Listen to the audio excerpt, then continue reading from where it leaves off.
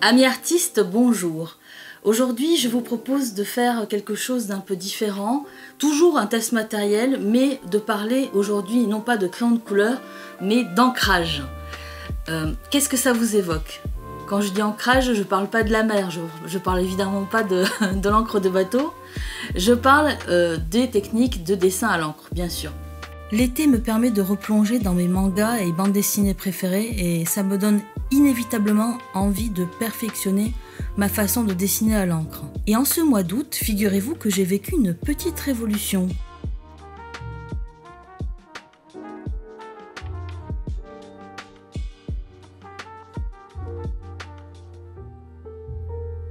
Alors quand on pense au dessin à l'encre, on pense en premier lieu au liner. Ça sera un stylo qui marchera quand même, qui marchera bien, qui fait ce qu'on lui demande, mais par contre, ça va pas faire des grandes variations.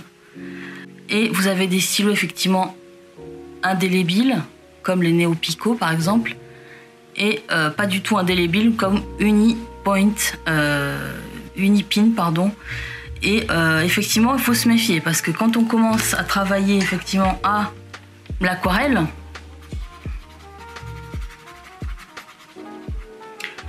vous voyez, même là, pour le stylo qui est dit waterproof, on voit que ça fait du dépôt quand même. Pendant de nombreuses années, moi j'ai utilisé un matériel, on va dire, très répandu et toujours très utilisé par tous les dessinateurs, c'est le dessin à la plume, en fait. Le fait d'avoir à tremper toutes les minutes ma plume dans l'encre, toutes les minutes, j'exagère peut-être, mais ouais, peut-être pas quand même. C'est, à force, ça devient vraiment une corvée en fait. On n'a pas envie de toujours dessiner en trempant sa plume comme ça, même si effectivement c'est agréable hein, à force quand on dessine à la plume comme ça au porte-plume, on devient vite accro par la facilité avec laquelle on peut faire des variations de traits. Mais effectivement, assez souvent, il faut s'arrêter pour nettoyer sa plume et surtout retremper dans son petit encrier pour dessiner. Et ça, forcément, ça peut être assez vite lassant. Donc, quelle est l'alternative? Vous allez me dire, il existe les stylos billes, les stylos pinceaux. Ça aussi... souvent utilisé et prisé par de nombreux artistes, mais j'avoue que moi, regardez, déjà, je ne l'ai pas utilisé depuis un certain temps et ça fait des dépôts. Donc quand on fait des très grands dessins, quand on fait des choses vraiment monumentales, effectivement ça peut être intéressant. Mais quand on n'est pas dans un style de dessin comme ça énorme, quand on dessine plutôt petit, c'est quand même un outil qui est vite, qui est très dur à manier en fait. Donc effectivement pour faire des surfaces, des grandes surfaces bien unies, c'est parfait. Mais si comme moi vous avez des dessins de petite taille, vous n'allez pas forcément avoir beaucoup besoin de cet outil-là. Donc qu'est-ce que je vous préconise comme alternative? Aujourd'hui cette vidéo elle est consacrée surtout à ma redécouverte des stylos plumes. Alors si vous êtes comme moi, vous avez forcément utilisé des stylos plumes pendant votre jeunesse, ou tout simplement au passage, même si c'était occasionnellement, et vous en avez peut-être comme moi un souvenir au départ avec quelques préjugés, à savoir que ça tâche beaucoup. Les stylos plumes, on en a plein sur les doigts, et surtout c'est forcément, en tout cas dans mon esprit avant, ça allait forcément de pair avec des cartouches.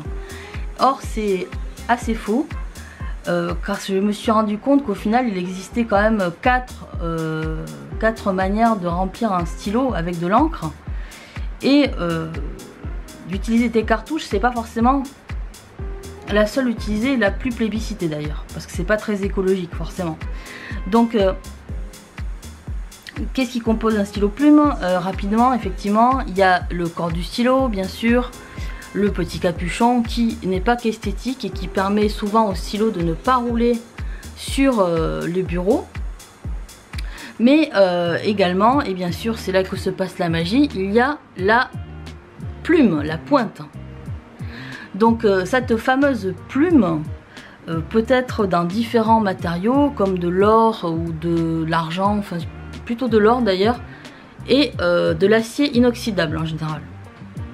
Évidemment le prix n'est pas le même entre une plume en or qui peut être de 14 ou de 24 carats selon les modèles, et forcément de l'acier inoxydable. Donc voilà, donc on a ces parties. On a effectivement aussi la partie dans le tube dans laquelle il y a différentes manières de charger avec l'encre, comme je viens de le dire. Et on trouve, hormis donc les cartouches, on trouve ce qu'on appelle aussi des convertisseurs. Donc ce sont des sortes de petits... ça ressemble à des cartouches au final qu'on insère dans le stylo. Et ça permet, avec un petit bouton au bout, finalement, de faire monter l'encre par succion, par système de succion, dans le stylo. En général, on trempe la plume du stylo directement dans l'encrier et ensuite, voilà, on appuie et ça fait monter l'encre dans le stylo. Après, il y a le piston. Alors le piston, c'est par exemple également ce qui est utilisé pour ce stylo. D'ailleurs, ça me permet d'introduire le TWISBI Eco, qui est un des premiers stylos que je conseille pour débuter si vous êtes intéressé. Le dessin à l'encre ou au stylo plume, je vous conseille ce stylo-ci. Parce qu'il est facilement rechargeable. Donc comme je vous dis, c'est un système à piston. Donc il suffit en fait, là je ne vais pas l'utiliser parce qu'il est déjà rempli et je me mettrais vraiment de l'encre partout si je faisais ça. Mais en gros... il vous suffit de dévisser cette partie en haut pour faire remonter la partie piston, de créer une sorte d'effet seringue et au final, en actionnant ce système, en revissant, vous allez, tout en ayant toujours la plume dans l'encre, dans l'encrier, vous allez pouvoir faire remonter l'encre tout en revissant le bout du stylo. Donc c'est quand même assez simple d'utilisation.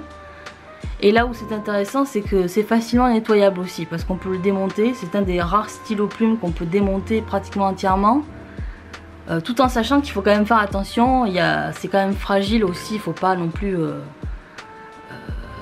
tout démonter. Par exemple là, quand on appuie, si vous appuyez sur cette partie, qui est une sorte de réservoir sous plume, alors ça s'appelle feed en anglais, la partie gris-noir en dessous de la plume. Et cette partie-là, ça permet d'irriguer et d'aérer la plume. Il faut des fois pas trop appuyer dessus. Donc voilà, je vous conseille de faire attention parce qu'on peut aussi, c'est un sujet que je ne vais pas traiter dans cette vidéo, mais on peut également customiser entre guillemets ces stylos plumes en changeant la plume si on en a envie ou qu'on a envie d'essayer une autre taille de plume. Mais honnêtement, les stylos tels quels dont moi je vous parle, c'est pas forcément la peine de commencer à les démonter dans tous les sens, et même selon certains, il vaut mieux pas le faire du tout. Donc le fait est que ça c'est un excellent stylo pour commencer. On va d'abord aussi faire une petite... je vais vous faire une petite démonstration rapide pour chaque stylo dont je vous parle. Je vais vous faire un petit dessin rapide. Moi pour ce stylo j'ai choisi une taille fine. Il existe plusieurs styles de plumes, plusieurs tailles de plumes, et celle-ci n'est pas forcément la plus fine qui existe sur le marché.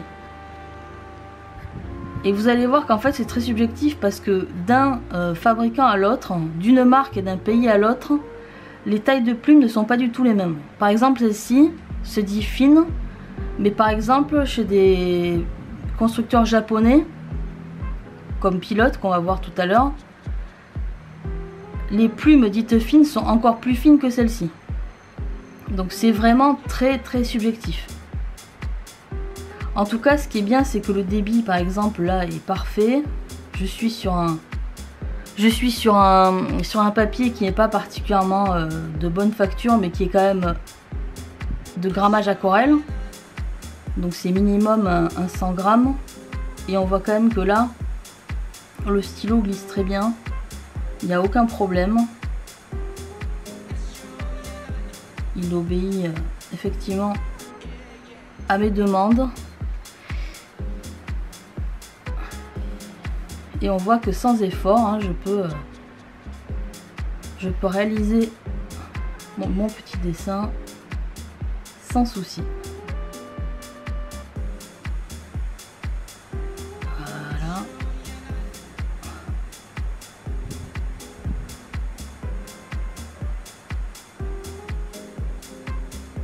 Voilà.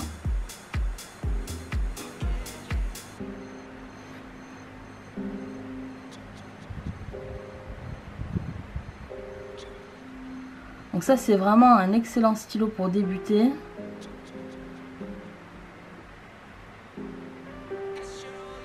Sachant que au niveau des encres, parce que j'ai pas encore parlé des encres employées, d'un constructeur à l'autre vous avez des encres qui sont effectivement plébiscitées, que je vous encourage à acheter si vous succombez à une des marques. Mais vous pouvez aussi tester des encres qui sont dites permanentes. Mais attention, pas n'importe lesquelles, parce qu'il y a des permanentes qui sont effectivement mortelles pour les stylos plumes, qui peuvent complètement vous gripper le stylo et le rendre inutilisable. Et voilà, enfin faites attention. Je vais vous parler tout à l'heure de quelques marques bien spécifiques que j'ai vu circuler et que moi-même j'utilise dans ce stylo TWSBI et dans les autres. Mais voilà, par exemple, je peux déjà vous parler des encres qu'il ne faut pas utiliser dans les stylos plumes. Les encres de type encre de Chine, encre d'Inde. Par exemple, j'ai quelques marques là sur moi, sur mon bureau, qui sont comme celle-ci. L'encre du Dr Martens India Ink par exemple, ça c'est non, enfin jamais, ne jamais utiliser ça dans vos stylos plumes, sinon vous allez les tuer hein, tout simplement, c'est un gros gâchis quand même. Et vous avez des encres aussi pareilles, celle-là elle est très connue dans le dessin, je pense que si vous avez dessiné un jour à la plume vous connaissez, les Nanking de Lefranc Bourgeois.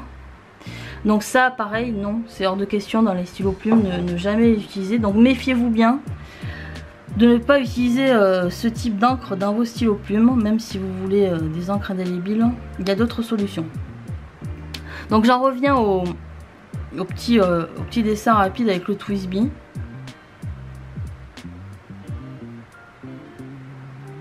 Donc on voit que ça glisse parfaitement, hein. Là j'ai aucun souci.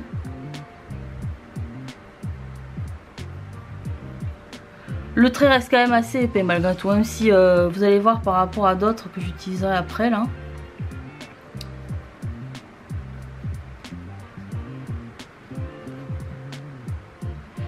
C'est bien, mais on peut faire mieux.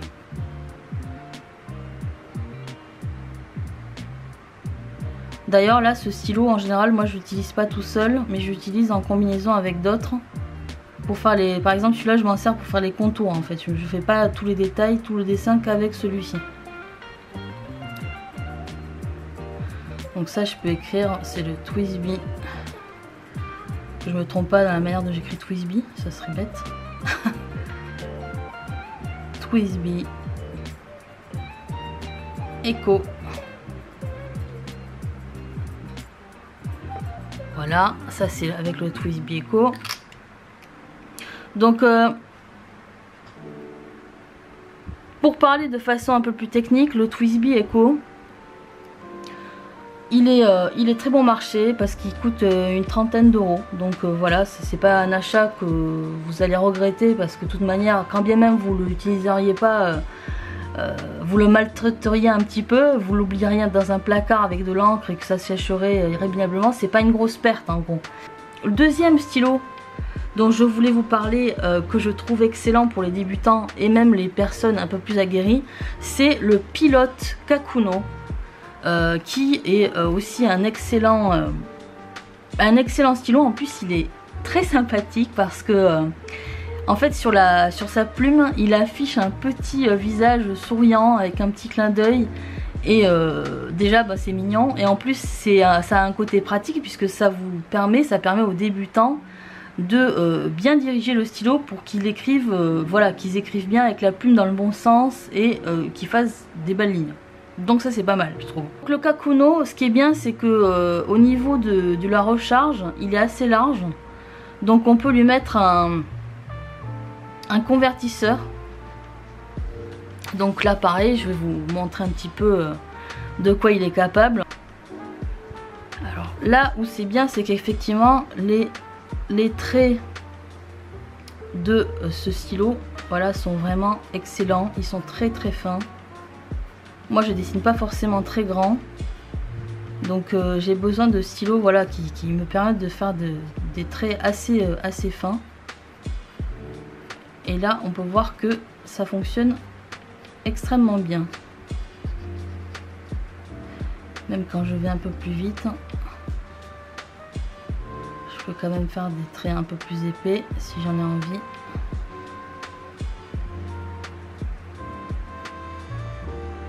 Mais ça fait des traits voilà, c'est d'une finesse, c'est un vrai plaisir. Après c'est quand même pas non plus la pointe la plus douce qui soit, hein. Les Pilote, c'est une extrêmement bonne marque. D'ailleurs mon stylo préféré c'est un Pilote, c'est pas forcément celui-là, mais voilà, la pointe est pas vraiment très douce. C'est une pointe qui fonctionne très bien, mais c'est pas la plus douce que je connaisse.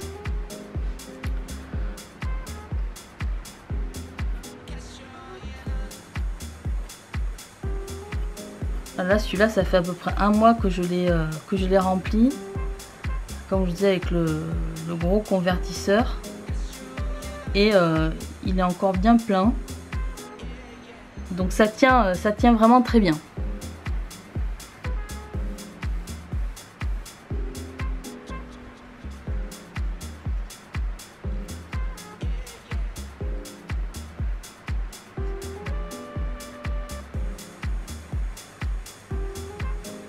Ouais, c'est vraiment un plaisir, on fait vraiment des grosses variations, hein.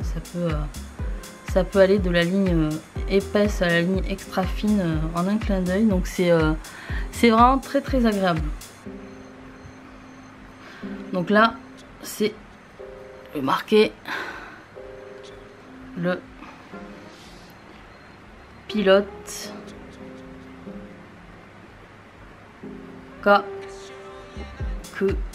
non.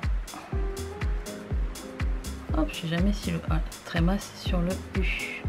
Pour des personnes qui ont un budget, on va dire intermédiaire, pour moi c'est intermédiaire, c'est pas c'est même plus qu'intermédiaire, on va dire qu'il commence à, j'ai envie de dire intermédiaire parce que par rapport aux autres c'est moins cher, mais voilà, on va passer à une marque, voilà, on va passer à une marque allemande qui est la marque Pelikan, avec le Pelikan M200. C'est un stylo que moi je trouve très beau déjà au niveau esthétique, et il est bien plus petit que ceux dont j'ai parlé précédemment. Si je les mets à côté, ouais, voilà, celui-là il est vraiment petit. Il est très léger par ce fait, et son système de remplissage, c'est aussi un système, c'est un système à piston.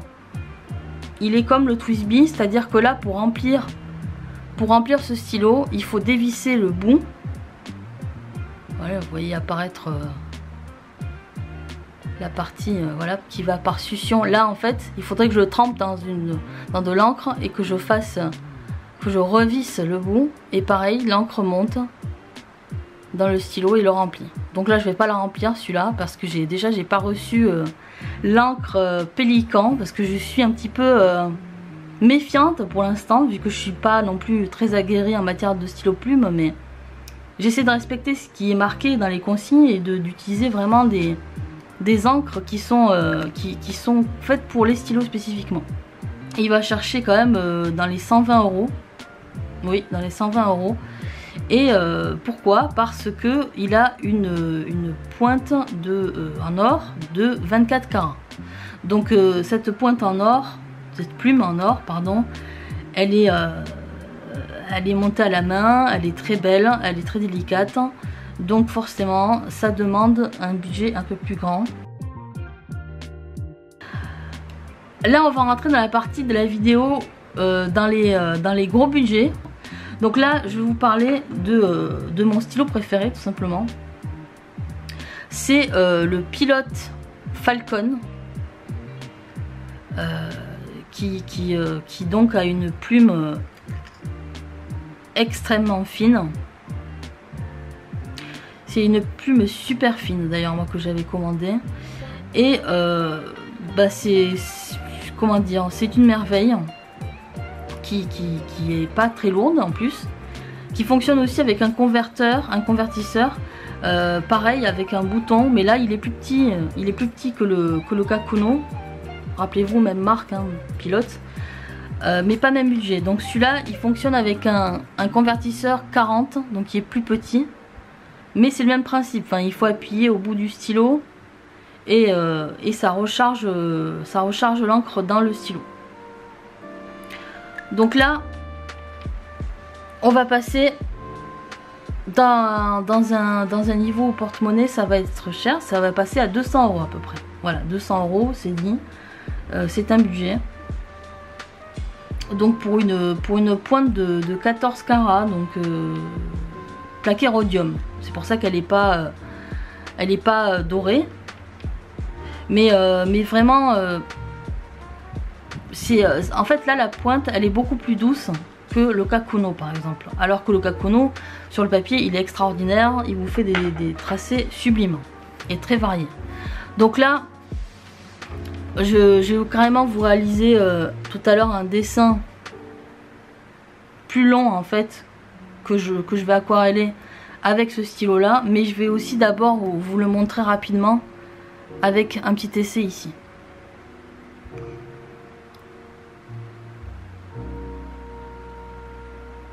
Là effectivement on voit que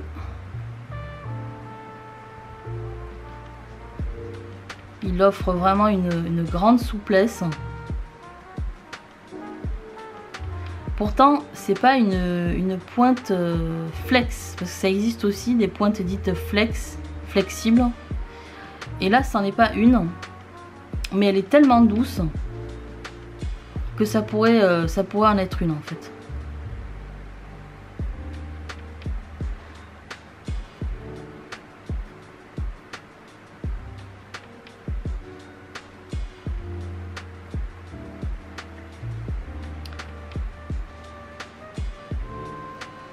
Oui, c'est vraiment la variation est très très grande.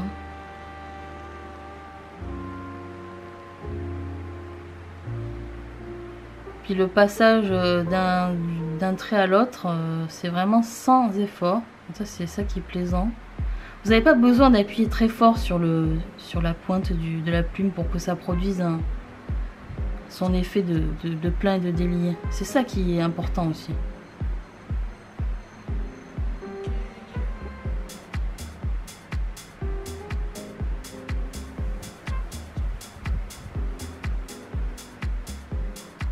Donc vraiment c'est un vrai plaisir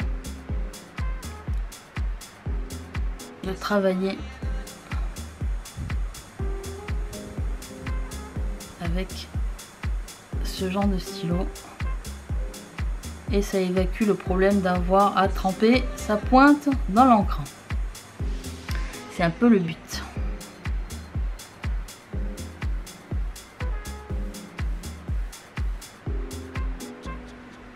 Et forcément, qui dit ne pas avoir à tremper sa plume toutes les 5 à 10 minutes, dit gros gain de temps.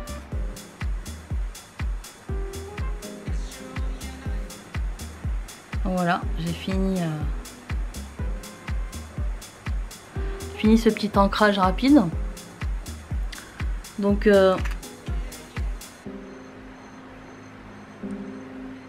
les stylos plumes sont pas des stylos parfaits non plus et sans défaut.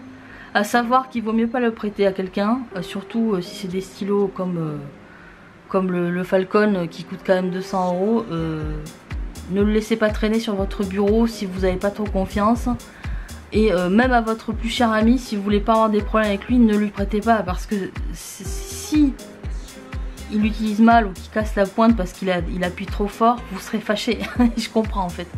Donc et puis même il y a une histoire, enfin moi je sais pas, une pratique suffisamment longue pour le dire, donc peut-être parmi les commentaires il y aura des gens qui pourront en témoigner, mais paraît-il que les stylos plumes se font à l'écriture de la personne qui les utilise. Donc en gros, peut-être que à force d'utiliser votre stylo, il n'ira plus à quelqu'un d'autre, et c'est pas plus mal finalement. Donc voilà, faites attention. Vous pourrez prêter, si vous avez envie de prêter un stylo plume, prêtez le TWSBI Echo, hein, ça posera pas trop de problèmes. Mais pas le Pilot Falcon, faites attention. Je pourrais m'arrêter là pour la présentation des stylos, mais j'ai aussi un... Alors j'en ai un qui est un peu exceptionnel, qui est américain, qui est peut-être pas... qui est vraiment, on va dire, qui est optionnel en fait. C'est plus un truc que moi j'ai découvert et que c'est un peu une curiosité. C'est le Noodler Ahkab, comme le capitaine Ahkab. Et il est connu pour deux choses, parce qu'il sent très fort. Il est dans une résine un peu particulière. Et parce que aussi il est très fiable. Donc voilà, là je l'ai rempli avec une encre un peu différente. Donc voilà, c'est aussi un stylo qui est très résistant, qui est aussi un système de piston quand je l'ai rempli. Donc c'est intégré au stylo. Vous pouvez pas c'est pas conseillé par Noodler, donc constructeur américain, de le démonter. Mais voilà, faites bien attention. Et là par exemple j'ai vraiment utilisé, qu'est-ce que j'ai utilisé comme encre? J'ai utilisé cette encre-ci qui s'appelle Golden Brown. Donc je vais vous réaliser un dessin avec ce stylo.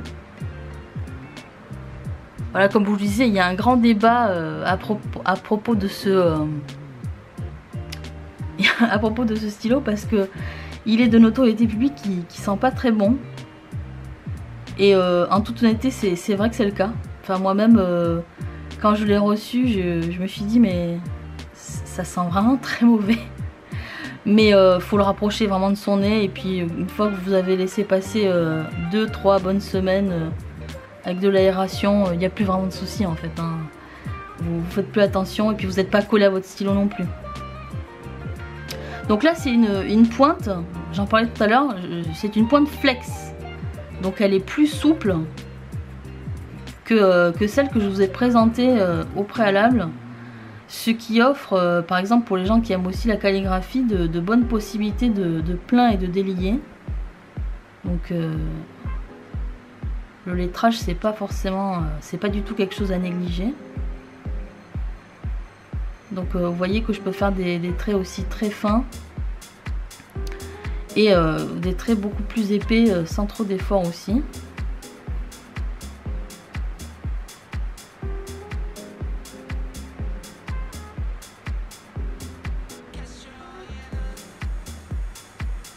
En plus, ce qui est agréable en choisissant les encres comme ça, c'est qu'on peut choisir plein de couleurs.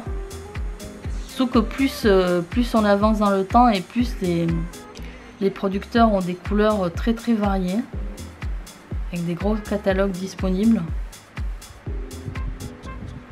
Donc si ça vous intéresse d'investir dans un stylo plume, vous aurez que l'embarras du choix pour choisir votre couleur fétiche.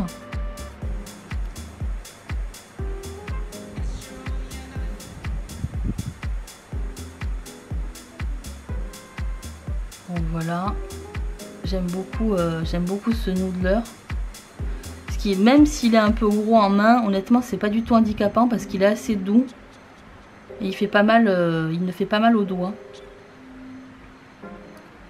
Parce qu'il y a aussi certains stylos plumes qui sont beaux mais qui en fait sont pas très ergonomiques et qui font mal aux mains. Donc ça c'est un peu bête.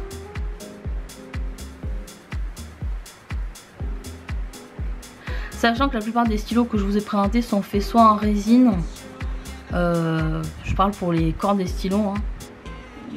J'en ai pas en métal, je sais que ça existe mais du coup ça alourdit et c'est pas vraiment conseillé pour le dessin. Mais il y a aussi, enfin voilà, soit en polymère, mais c'est toujours des choses en plastique en fait ou en silicone. Mais c'est suffisamment durable quand même. Donc voilà.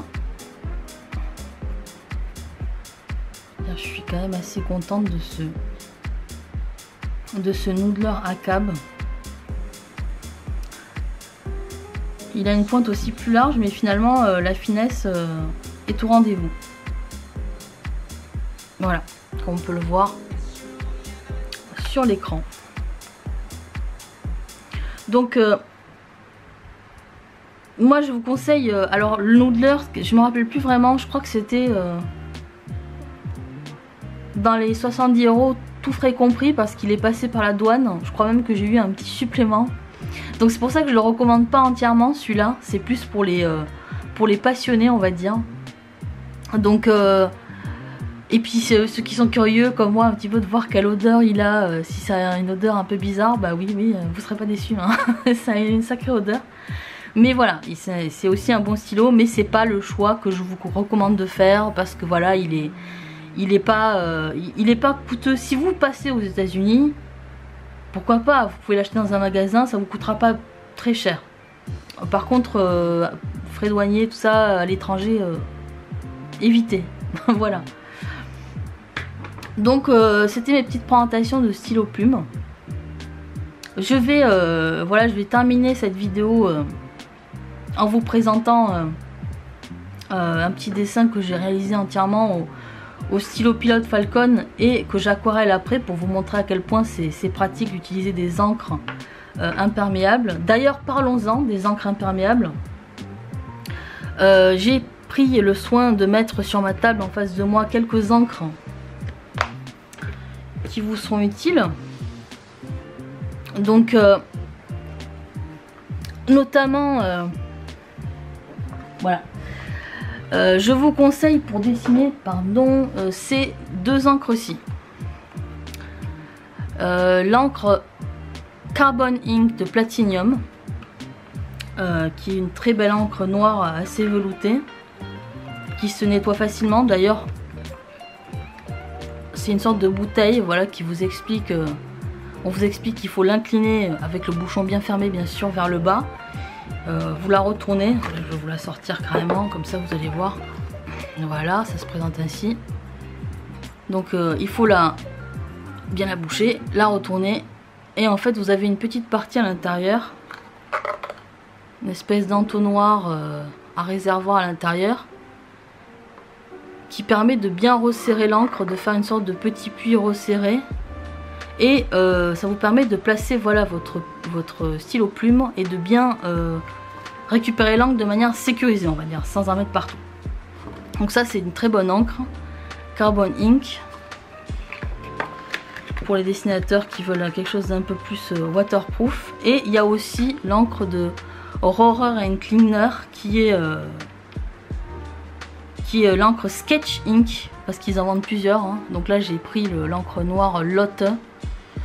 Et ça aussi c'est une encre qui est waterproof mais qui est faite pour les stylos plumes. Donc c'est vraiment assez unique. Donc voilà, je vous plébiscite ces deux encres qui vous poseront pas de problème et qui vont pas gripper surtout vos stylos plumes. Je voulais vous parler également de la manière de nettoyer vos stylos un peu plus précisément. À savoir que normalement du simple liquide vaisselle avec de l'eau suffisent pour nettoyer de manière régulière vos stylos. Quand les stylos sont un peu plus encrassés, il est conseillé d'utiliser des produits un peu plus forts, mais attention surtout Encore une fois, référez-vous bien au manuel de vos stylos avant de les nettoyer.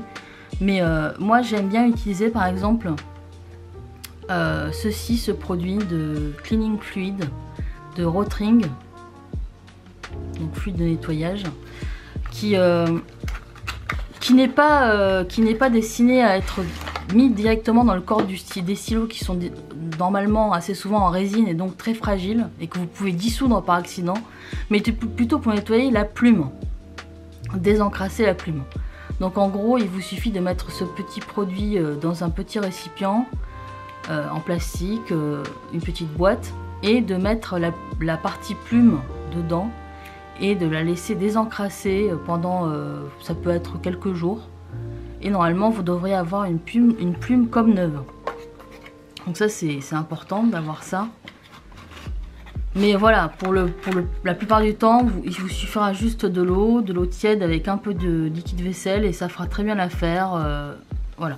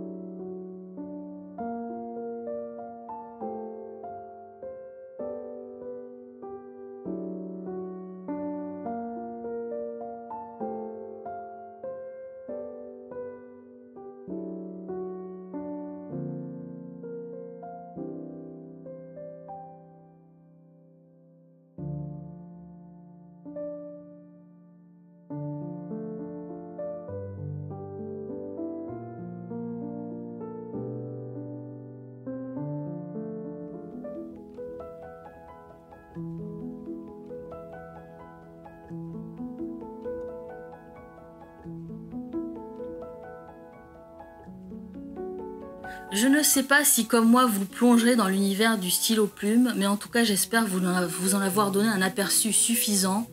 Et encore une fois, je vous conseille, si ça vous plaît, de les essayer vous-même, d'en tenir plusieurs en main et de trouver peut-être celui qui sera le stylo que vous ne quitterez plus. On se retrouve en septembre avec un nouveau test certainement. D'ici là, portez-vous bien et dessinez. Ciao ciao!